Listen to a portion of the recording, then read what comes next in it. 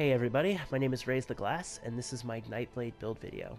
I've never made a build video in the past, and the reason is that the meta is pretty firmly established, and if I don't have anything original to say, I don't feel the need to make a video.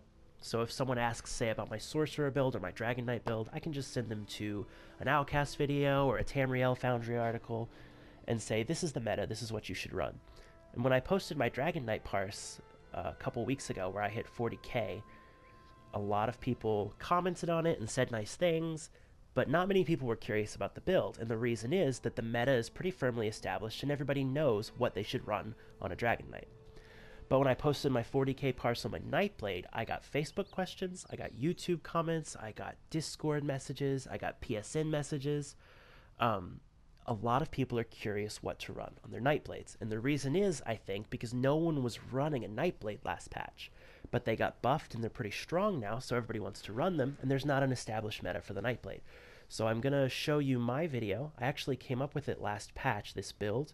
I talked to Guy from Heavy Sacks, and we actually both had the same idea, and so we compared notes and talked about rotations for a little while, but then I ended up shelving the build because there was no real reason to run a Nightblade. But since it got buffed, I've brought this guy through AA hard mode. We've done VMAL hard mode with them. This class is very strong. It has good mobility. It has great sustain. It has strong damage potential. I think it's outclassed a little bit by the Sorcerer, but that mobility and the sustain mean that in some fights, especially AA hard mode and VMAL hard mode, it's really nice to have a Nightblade or two on your team. So the basics for any Magicka DPS build, of course, 64 points into Magicka, the Thief, being a vampire helps, max health and Magicka food, pots with spell crit, and major sorcery, and major intellect, and Magicka return. That's cornflower, water hyacinth, and lady smock. For gear, the main 5-piece I'm running is Burning Spellweave. Now you could also run Scathing Mage, but Scathing Mage, it's strong, it's just not as strong as Burning Spellweave. I think in ad pull situations, Scathing Mage could be better, but no one's really going to switch a 5-piece for ad pulls versus boss fights. So Burning Spellweave is my main 5-piece. It's the best in slot for all Magicka builds right now. For jewelry, I strongly prefer Moondancer. Now, Infallible Aether is very good as well, especially if you happen to have an Aether staff, but not a Moondancer staff. Then you should definitely run Aether. But if you have the option of running either, I would pick Moondancer for a couple reasons. Even on the Nightblade, where you have that crit buff, because of the way CP set up this patch, crit is it's really nerfed this patch, so I would go with Moondancer. Now, you should run Lightning Staff on one of your bars. I'm running this Moondancer Lightning Staff sharpened, and you should run a VMA Staff on the other bar. Which bar should be front and which bar should be back? We'll talk about that in a second. You actually have a lot of options on the Nightblade.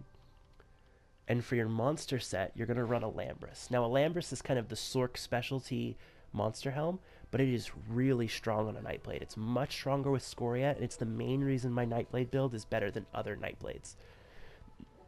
And of course, we're running this Lightning Staff.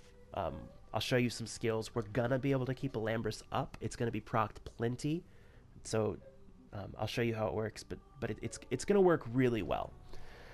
When you're putting together a Nightblade, the biggest thing to remember is that you have some really weird passives. You have Magicka Flood, increases your max Magicka by 8% when a siphoning ability is slotted. You also have Pressure Points, increases your weapon and spell critical by 438 for each assassination ability slotted. This can be stacked, so you can actually have more than one assassination ability on a bar and get higher bonuses, as you'll see I do on my back bar.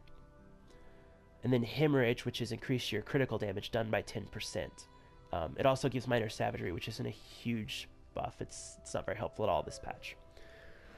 So what that means is your bars are really bounded because you have a fire and a lightning staff, and you're going to need a fire and a lightning ability. You see I have blockade and clinch.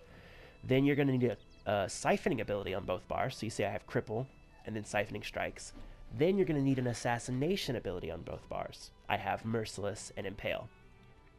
So sometimes you'll come up with the bar setup on your Nightblade and you'll be like, oh, this is better, and you'll realize, you know, oh crap, I forgot about this passive. Nightblade bar setups are very specific and kind of finicky.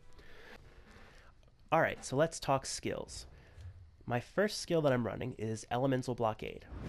The next skill I'm running is Cripple. Both of these are good dots. Cripple gives you Major Expedition, so you can run around and dodge moves pretty easily. Blockade will proc Alambris, and it'll proc Burning Spellweave, so it's really strong. It does a lot of damage. Inner Light gives you 7% max Magicka. Merciless Resolve gives you Minor Berserk, but then after you do 4 light attacks, it gives you Dank-Ass Bow. So Merciless, 1, 2, 3, 4 light attacks, and then Dank-Ass Bow. This works kind of like Crystal Fragments for a Sorcerer, but instead of being a random chance to proc, you can actually control where it lands in your rotation. For a spammable, I'm doing Force Pulse. This does a little more damage than Swallow Soul, but more importantly, it also procs Burning Spellweave, it procs Alambris, and it'll actually proc Lightning and Fire versions of Alambris.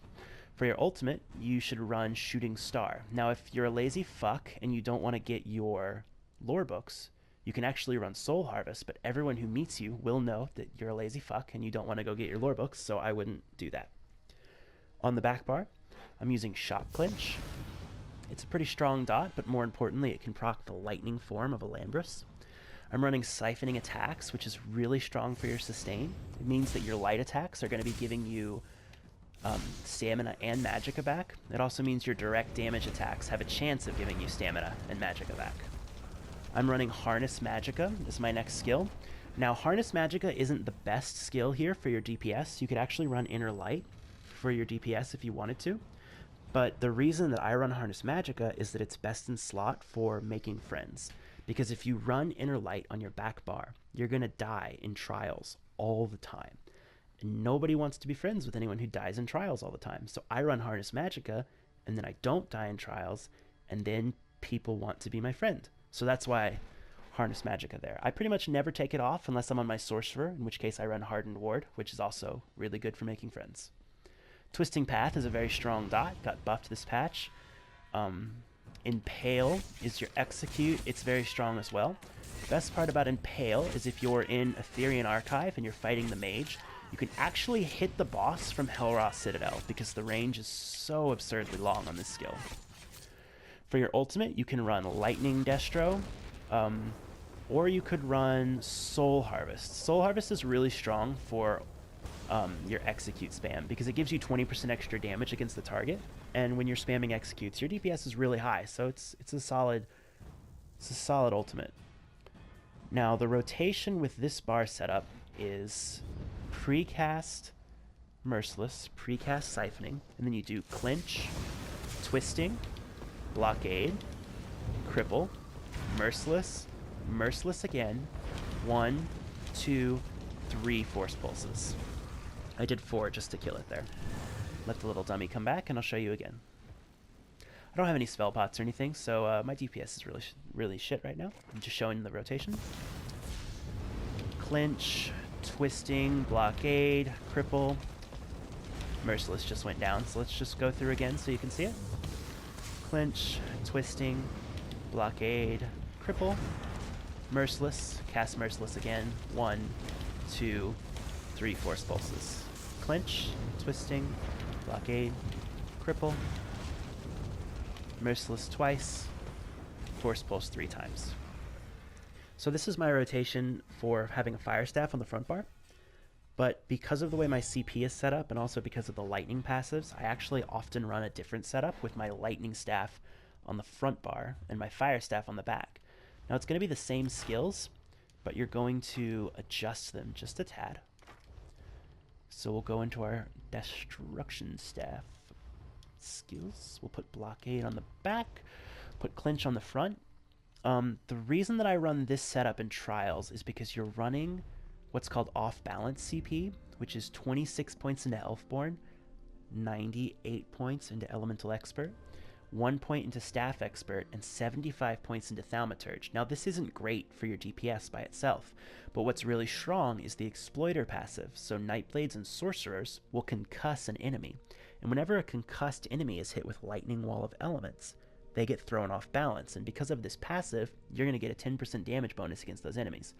Healers are running Lightning Wall now, and we're finding that we get a lot of really good uptime on our Exploiter passive. But because of stacking so many points in Thaumaturge, I actually find that Lightning Staffs on the front bar, combined with a slightly different rotation, end up giving me a little more single target damage.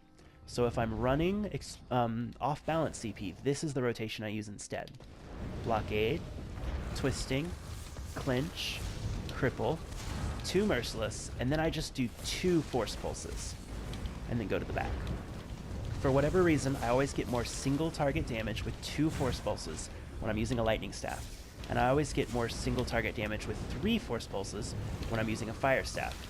Now the reason I'm showing you both rotations is in case, say, you don't have a good Lightning Staff, but you do have a good Fire Staff, then I would run Fire on the front bar.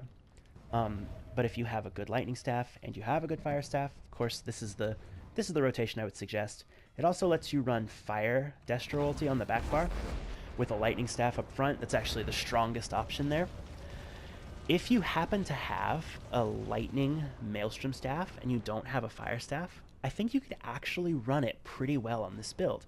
Just run Lightning Wall of Elements and then Fire Clinch. Your uptime on a Lambra should still be really strong.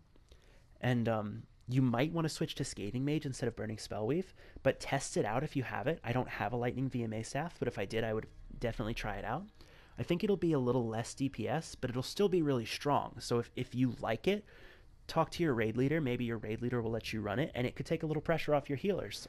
They won't have to run Lightning Wall because you'll have it up 100% of the time. Okay, so I've gone over my CP, my skills, my rotation, my gear. This is my Magicka Nightblade build for the Homestead patch, and I will end by showing you a DPS parse that I did yesterday with Fire Staff and 3 Force Pulses. Thanks very much for watching. Yep. Because what, you're not going to be popping bubbles? Here I go. Here I go.